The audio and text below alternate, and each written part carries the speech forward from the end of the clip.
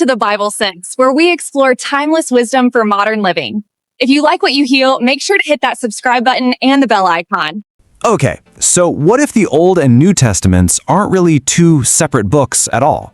What if they're actually two acts of the exact same epic story? Today, we're going to dig into this really powerful idea, that one of the most influential texts in history was actually designed to be read as one single unified narrative.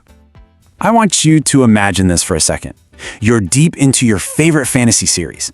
The final battle is about to kick off, the stakes have never been higher, and then the book just ends. Nothing. No resolution, no final chapter. That feeling, that massive cliffhanger, is exactly what we're talking about today. And that brings us to this first big idea, the unfinished epic. The thinking goes like this. The Hebrew Scriptures, which you probably know as the Old Testament, can be read as a massive story that's desperately searching for its own ending. I mean, it spends thousands of pages building up to a climax that, within its own pages, never actually happens.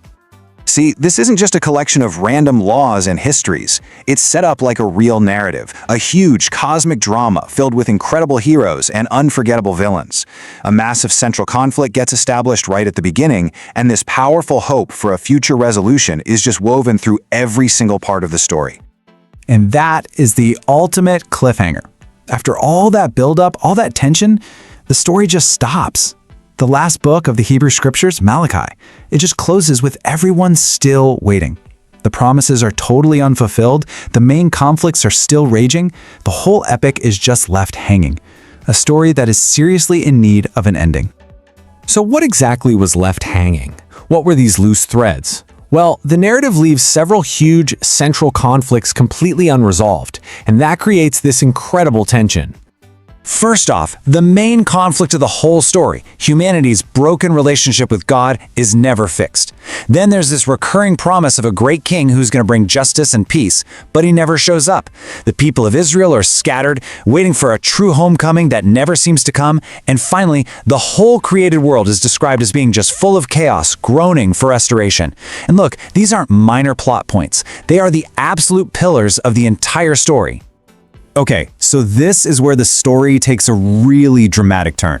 Hundreds of years after that last page of the Hebrew Scriptures, a new group of writers, the Apostles, show up on the scene, and they make this incredibly bold literary claim.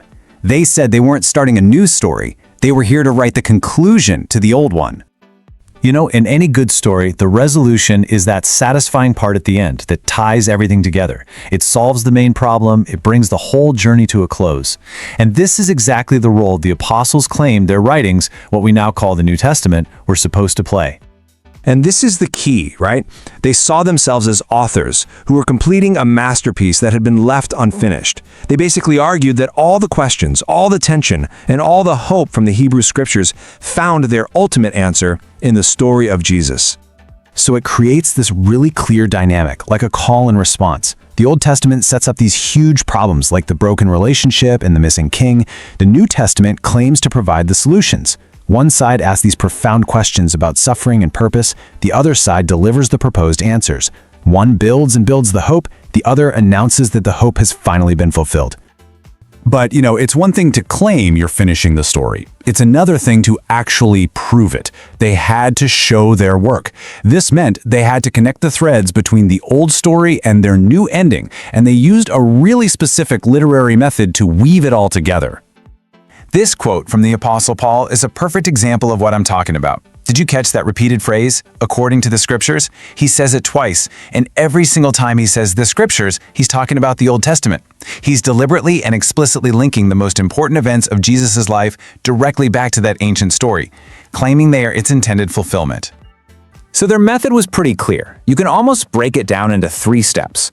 First, they'd pinpoint a key theme or a promise from the Old Testament, like the need for a sacrifice to fix that broken relationship.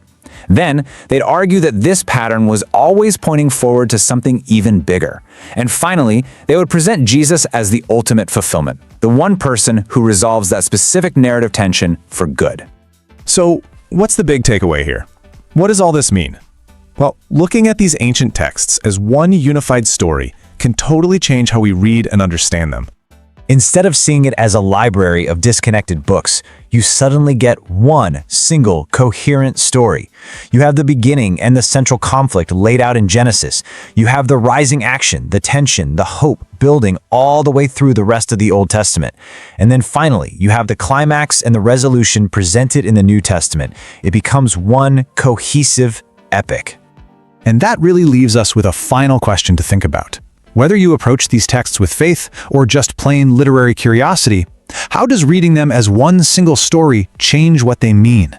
When you see them as a structured epic with a beginning, a middle, and a long-awaited final act, it invites us to read not just for rules or for history, but to read for the plot. Thanks for watching the Bible Sense channel, making Bible sense of the scriptures line upon line, precept upon precept. Like and subscribe for more.